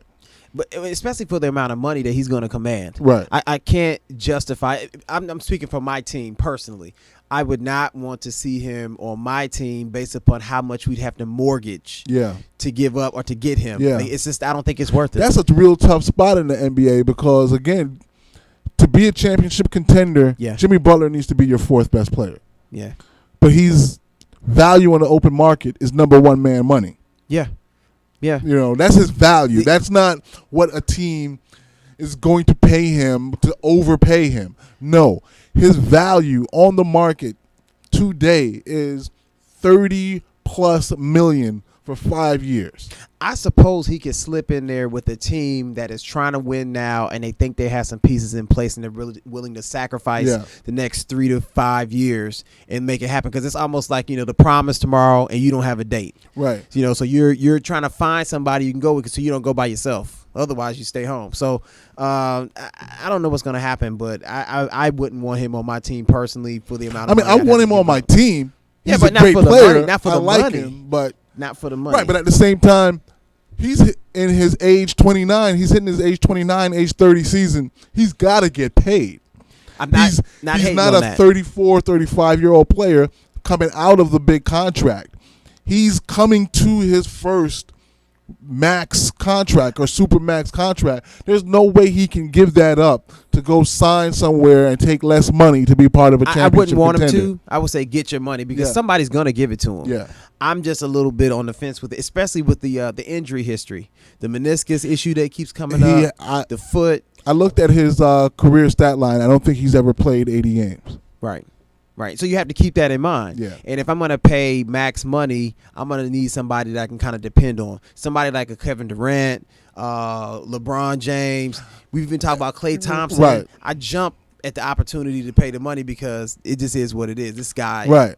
Yeah. One of the teams that he mentioned was the Knicks. And there's rumors between he and Kyrie Irving that they want to get together and join the Knicks. As a Knicks fan, I want to make it clear, I do not want that to happen. And a lot of Knicks fans are going to disagree with me because, again, Knicks fans are always caught up on everybody else's superstar. Trying to go with the splash. Right. For you to get Kyrie and Jimmy Butler, right, in your backcourt together for the next 5 years, right, that's $400 or so million to pull that off. Not only will you be paying that, but you're going to have to clear out a couple of young players who in 3 or 4 years could be that superstar. And you still have to play Porzingis. Now, a lot of people would say, give me Kyrie, give me Jimmy Butler, give me Porzingis. We don't care what happens after that. And we'll be a contender in the East. What do you think? I don't like that, because I feel like the guys that you draft from college, obviously you do the homework on them and you think they're going to be good players. If they are blue chip quality players, you want to see how they pan out. It costs you less. Right. Those guys inevitably will fill out your roster, so you have something to work with. So you have depth. You can't just win with those 3 guys. Right. And if you're talking about those 3, each one of them has had injury issues. Knee. Each one of them. Right. So that doesn't mean they have to get hurt, but there's a strong possibility a couple of them could, one of them could. And if now that you don't have a future, you don't have any young guys that you can count on to help pull the slack together, and you got to look to some veterans or some pieces just to throw together to put a team on the court. Right. I don't think you help your team at the end of the day. I really have not for Jim Butler. Now, if this is about bringing Kevin Durant, if it's about bringing LeBron James, if it's about bringing Anthony Davis, that's different. No problem with it. You can take them all. No problem with it. Yeah. You know what I mean? Yeah. But the difference between those top 2, 3, 4, 5 players in the NBA and then those guys that fall in between 5 and 25 is significant. Yeah. It is significant. LeBron James is getting me to the conference semifinals regardless of what else is on the team. Yeah. Yeah. KD is getting me conference semifinals regardless of what else. And when I say regardless, I mean I can find 10 rotation guys out of the G League that are going to come in every night and give me everything that I can get from anybody else in the NBA. Yeah. That's not an all-star. Yeah. You know what I mean? But as far as the Knicks have tried this before. And they're not the Over only and team over that again. tried it. Over and over Every year, going for the big name. Everybody gets excited. Something happens. Now you're stuck with a contract. You don't know what you're going to do. And they usually give up draft picks That's to the get problem. that player. Look at Carmelo when you Right. brought him in. Good player. I think it was a good thing to do at first, but you gave up so much Gave just to up get him everything. here for a guy that was going to walk anyway. He probably Right. would have signed with And he PV. would have came anyway. All you had to do was just wait. So I say I like this whole thing. Like, Right. And you made it extremely tough on him when he got here because he's trying to do so much by not having all of that help around him. No help. And so now he's alone, and so now you're in this situation where now you're struggling again. Right. You know? But to give a little bit of benefit of the doubt, the thought of pairing Carmelo with Stoudemire at the time would lead you to think, again, I can clear out 3 or 4 guys and these two can make up for it. But it never happened. They never meshed, and that's one of the big problems I have with Carmelo offensively. He just doesn't want to mesh. Yeah. And I say that because I've seen national team Carmelo. Mm-hmm. See, that's Carmelo messed up. Yeah. If Carmelo never showed me that, Uh-huh. all right, I don't want to know that you can do that, that you can stand there throughout the shot clock and wait for someone to give you the ball And you do your thing. pull the shot immediately. I didn't know that was possible. Yeah. Because Knicks Carmelo does not stand at the 3-point line for 10, 15 seconds into the shot clock or move without the ball for Nope. 10, 15 seconds Doesn't into do the shot clock and catch and finish. No. He's got to be the starter, Yeah. right? Which is 5, 6 jab steps, 3, 4, 5 dribbles, Couple head pumps. couple of head pumps. Yeah. Yeah, but that's what you get. International Carmelo rebounds. International Carmelo plays defense. Yeah. I mean, it's the most Right. interesting thing. So And then you know that he can do it. and you come back and you don't get that. So all those pieces that they had before he came, the shooters, that's a big deal in this Right. league, gone. The Gallinari, Wilson Chandler, gone. gone. Yeah. Mozgov was a valuable player. Yeah. Even in spurts, 10, 15 minutes, a 7'2", 280-pound guy that's fairly athletic, you Right. know. And at that point, being so young that you actually don't even know what we know now in terms of what he turned into. Yeah. Now, I would, of those players we talked about, of course you have Porzingis. You're going to definitely keep him. I would take Kyrie. But I don't think I'd be very excited about the Jimmy Butler thing. Now, Yeah. with Kyrie, the question is, can you just sign him outright, or what are you going to have to give up? If I have to give something up, I might think about it a little bit. But if you could bring Right. Kyrie with Well, these new pieces that you have. A reason to make a deal now is it gives you the ability to re-sign that player, which is different than signing a new player. Yeah. So with him being on my team, I'm able to re-sign, okay, which gives me the ability to go over the salary cap. Whereas you can't bring someone in that's not a returning player and go over the cap. So that's why teams want to do that sometimes. But you do know that Danny Ainge is going to want that number one. What is he going to do with it? Your next 5 number ones. Oh, he's just going to draft people and just sit them on the bench. He collects number ones like chips at a casino, so he can go and spend them at will. He doesn't really know what's going to happen when he just said, "Give me some number ones." And then they're so stacked right now. Yeah. They're so stacked. What are they going to do when it comes to playing the 9 or 10 players that deserve 30 minutes a game? This is going to be very interesting, but Knicks need to hold off on the Jimmy Butler thing. I even heard about the Pistons possibly. They inquired. They didn't make an official. They weren't really trying to go after him, but I like the combination of Jimmy Butler with Drummond and Drummond and Blake and Blake, and I even add Reggie Jackson to that. That's a good team. That's a top 4 team in the East. But the are only you problem- giving up everything else? I don't think we can keep all those guys with the max contracts they have. Yeah. I don't know if we can keep those 3. Plus, Reggie's killing us right now with his expensive contract. I think his was like a $90 million deal. Nobody wants him, Right. so we'd have to move him in order to get him. So it's going to be interesting. But I don't think we go for Jimmy Butler because we have a lot on our plate right now, and I prefer to see us work with what we have and see how things kind of like pan out. So where do you think Butler or who's in the lead at this point, in your opinion, for Jimmy Butler? And what do you think is the best landing spot? I'm going to tell you, I think right now the person that's in the driver's seat will probably be the Heat because I hear they are the most aggressive because they're willing. That would be a team that I would want to go to if I was Jimmy Butler. Yeah, and the rumor is that they're willing to give up Whiteside, who they don't want anyway, and then they're also willing to give up Winslow. Okay. All right. I'm not a fan of Winslow. Yeah. So glad the Knicks didn't pick him. Yeah, but here's the thing, though. If you're trading those players to the Timberwolves, they take Winslow, but I don't know what they could do with Whiteside. Whiteside has a big contract. He could come off the bench, but I don't see him. Cat Williams is going to get. He's going to get. First, Cat Williams is a legit stretch 4. Okay.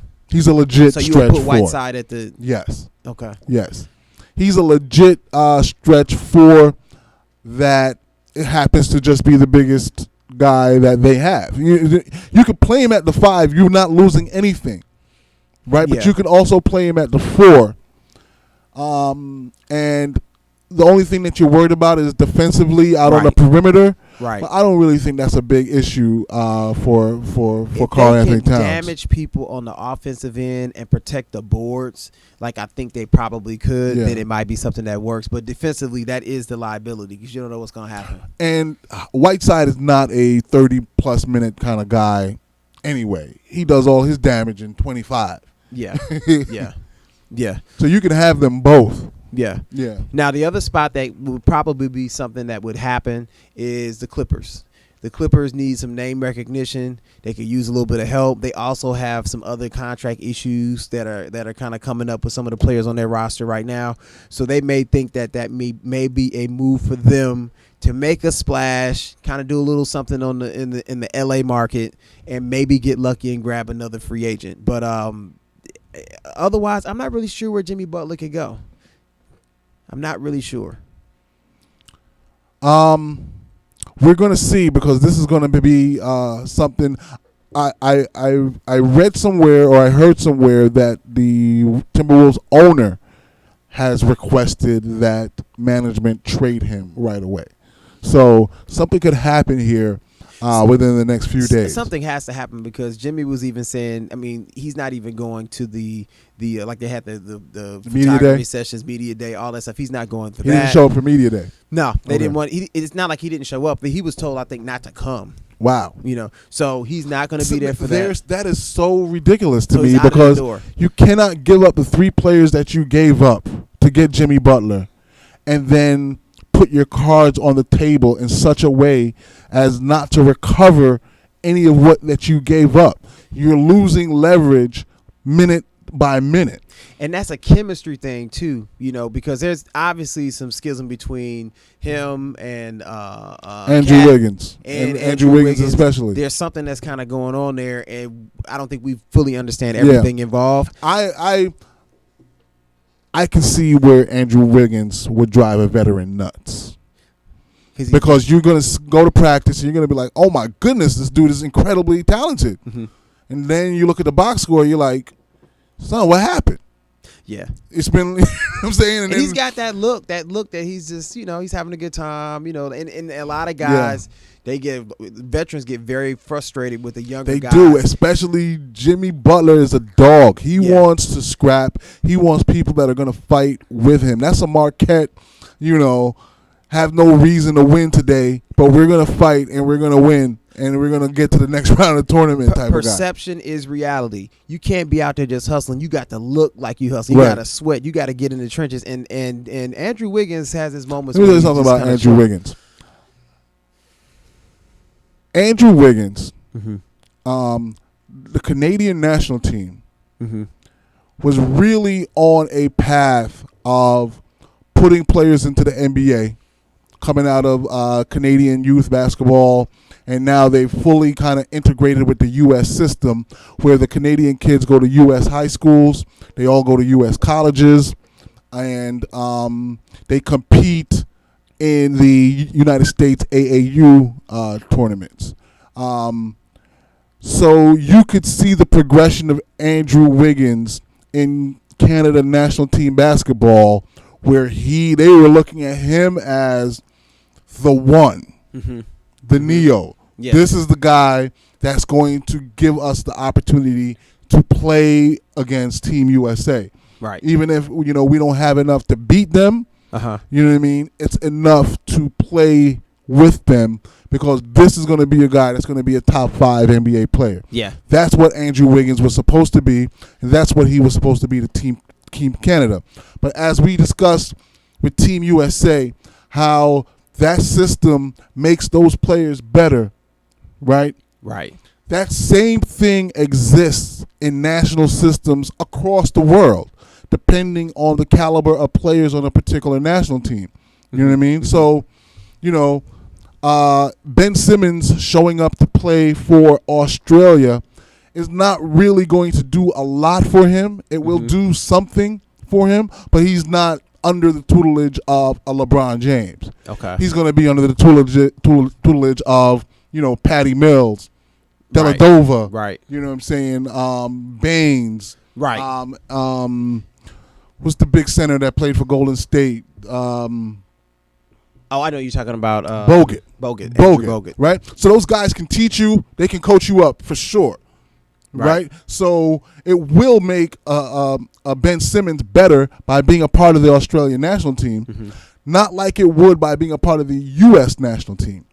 So the same situation exists for Andrew Wiggins. He's not showing up for Team Canada. Right. Right. I get it. Your first year in the NBA, no, you need to stay with your team for that summer. Second year, you say, okay, I'm working on something. I can't come. Third year, fourth year, R.J. Barrett is showing up, taking your spot, and leading that squad as a 17-year-old, and you're still not showing up for Team Canada after they invested so much into developing you. That says a lot, and that's why one of the reasons that you look at him not progressing. Right. Because going to Team Canada means you're the number one guy. They're going to run their offense through you. Right. In high leverage situations where you have to win. Right. You could take that back now into the club when the season starts and be a better player. He's not even showing up there. And that is a telltale sign of why he's not improving. Yeah, well, it's gonna be his now. When Jimmy leaves, he's definitely gonna have to show up. It's not gonna be his. They're gonna be in a big problem, because he's being paid as and being referred to as, one of the top, part of their big 3 even. He got a fat contract extension too, last year. So, all right. Some other NBA news. LeBron and Anthony Davis. It seems like there's some type of courtship happening, and it seems like there's a lot of belief around NBA circles that the Lakers are standing pat to add Anthony Davis, either via trade this year so that they can max him and go over the cap, or by signing him as a free agent, clearing out whatever they had to clear out, do whatever they have to do to try to bring him in the offseason. The trade is probably more likely, and it's probably the reason, because obviously there's insider trading happening in the NBA. Right. Especially with the Lakers. Right. Oh, of course. Especially with the Lakers. They've built, 16 or 17 championships, whatever the amount is, on insider deals, stealing other teams' best players. So it makes perfect sense for them to package Kuzma, Ingram, Lonzo, who else you want, Josh Hart, whatever you want, to add Anthony Davis to LeBron, and then You build from there, and now you're on a 4 or 5 year run where you're at least competitive, and we don't know what's going to happen with the Golden State Warriors going forward with a lot of those players coming due. Yeah. But putting the Lakers in a position where you have Davis and LeBron, 2 top 5 guys together going forward. Well, the brow signs to Clutch Sports, and that's where all these rumors and stuff start really picking up, because everybody's wondering, okay, hold up, what's happening? LeBron's congratulating him, welcome to the family, which actually today it prompted a release, or some information came from Anthony Davis saying that he did not want to leave New Orleans and he's going to stay with them. Yeah. So let me stop you really quick just to comment on a tweet that's currently posted. Who's Bobby Marks? Bobby Marks. He's with the front office. He's a front office insider from ESPN. Got it. So Bobby Marks tweet, and I quote, "Clutch Sports, which is the player management agency that technically was started by LeBron. Yeah, with Maverick Carter and all those guys. You know, LeBron puts his man in." Whatever, but LeBron, it's LeBron's company, but it's not LeBron's company. Mm-hmm. But they have, Clutch Sports has 20 players on NBA contracts, headlined by LeBron James. They additionally have John Wall, Ben Simmons, and now Anthony Davis.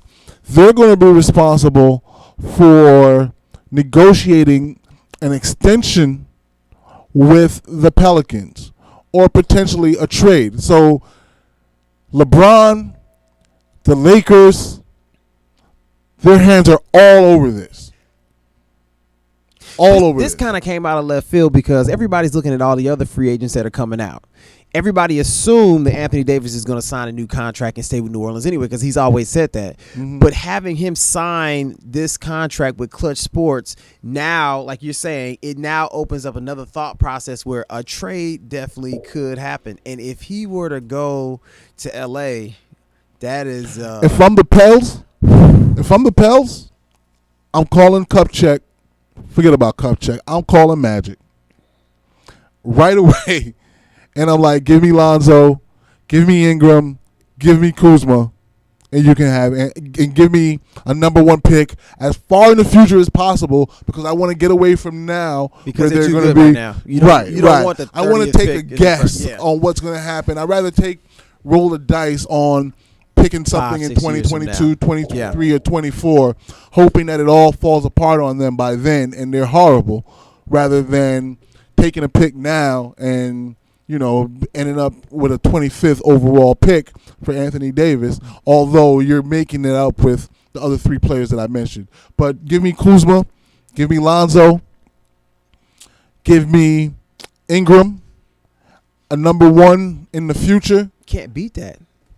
Those are starters. Those are starters. And we go into the scenario you were talking about. If you can get a player in a trade, it's easier for you to retain him without having to break the bank. With him walking through the door and you paying him. Now, you take away the players that I just mentioned from the Lakers, and you plug Anthony Davis in, you're still running Rondo, Lance Stevenson, Josh Hart, LeBron, Anthony Davis, JaVale McGee, Mike Beasley. It's not bad. That is not bad. That's definitely playoffs, if not top 4, because it's Anthony Davis and LeBron. And there are going to be other free agents that are available that will come to play in L.A. So. Plus, low-key, the Lakers have been keeping their prospects. And although the 3 that I named are the top prospects that they have, they got a couple of guys that are just laying below consciousness, below the surface, looking for a chance. They are the Summer League champions, right? Yeah. You don't become the Summer League champions without your, 12th, 13th, 14th, 15th, and 16th player on your roster being pretty decent, type of guys that you can move in to fill space. Yeah. When you lose players, like when you make a trade like this. I'm wondering if the Lakers come in, let's say everything goes smooth and they're amazing. Which, that's the verdict is not out on that yet. But say they have a good season so far. I wonder if they pull the trigger on a trade. They got to do it.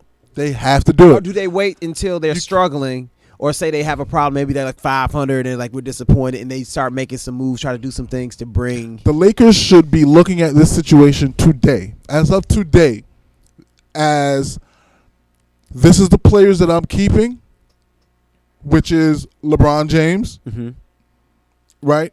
And you're only doing this for Durant or Davis, right? Durant's out of the picture. Right. So you should have a contingency in place to acquire Davis where you and the guys in your front office have an understanding that we'll give up everybody not named LeBron James for Anthony Davis.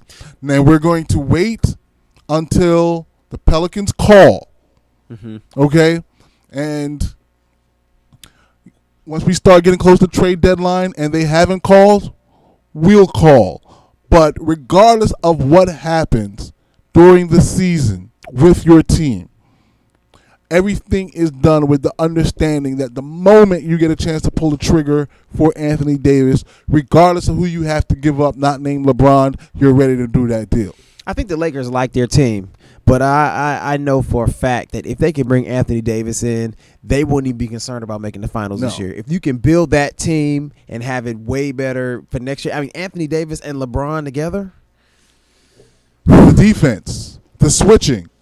You can't run a pick and roll on them. The 5-out offense. Yeah, and that's what Golden State does. They like to pick and roll and put guys in bad positions where they can't guard you on an island by yourself. You can't pick and roll this guy right here. Say LeBron and him are playing next to each other. What difference are you does going it to make? do? Exactly. Nothing. It's the same guy. So, yeah. All right, so we spoke about it briefly before. Let's go back to Tiger Woods. Oh, yeah. And the resurgence that he has experienced this year. And especially I'm interested in talking about the media frenzy that has been taking place in the last day or two over this.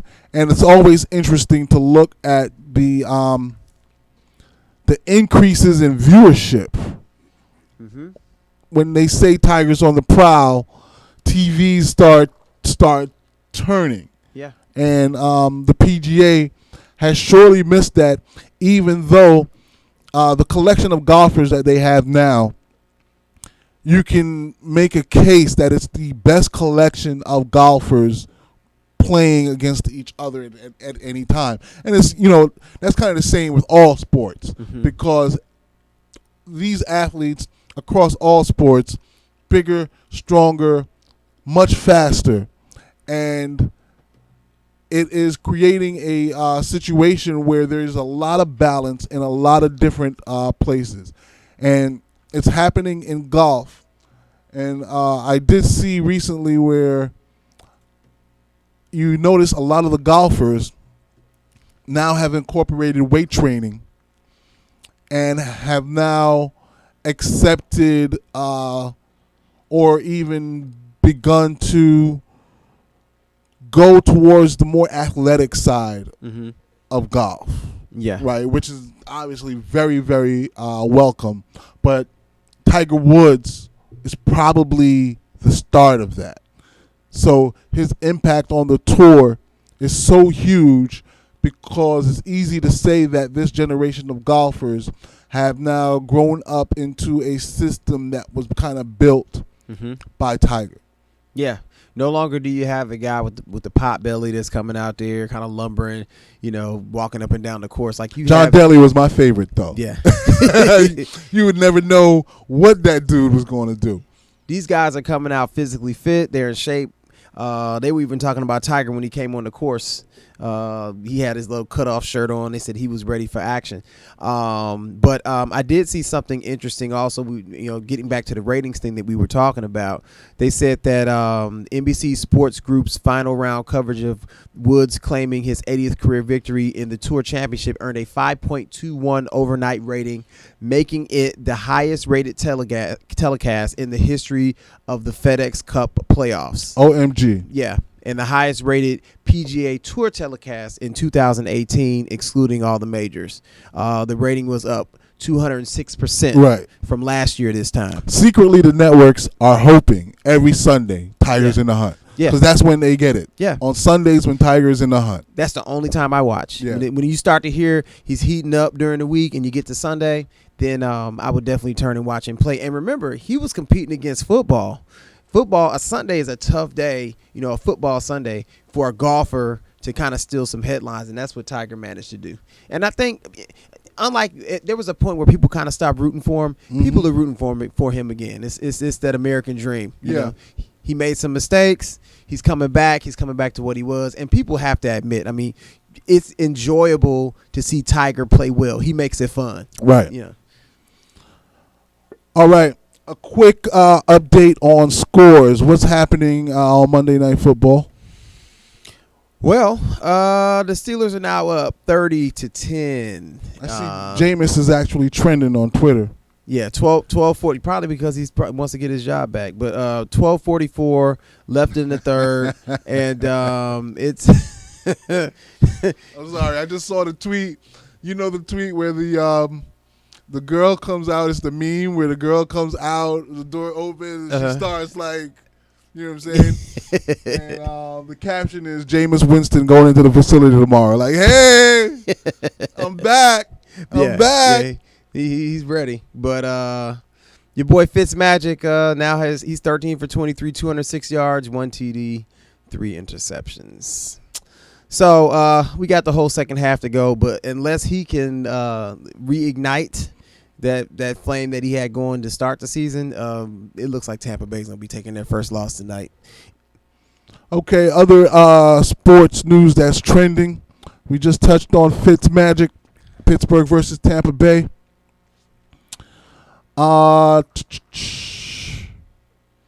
Brett Gardner is trending. Let's see what happens. What's up with Brett today? He just made a great catch in the Yankee game. All right. Well, Yankees trend for almost no reason. Yeah. This is what happens when you're like, the Yankees, Cowboys, Steelers, dude could like trip and like you'll trend when you're when you play for those teams. The big market love. Yep. The another top tweet here. Moneyball. The Oakland Athletics have clinched the playoff position. Mm-hmm. And with, I believe, potentially one of the lowest payrolls in baseball. Not quite sure the details of it, but they have definitely clinched. A little bit of a surprise. They weren't expected to do much this season. Mm-hmm.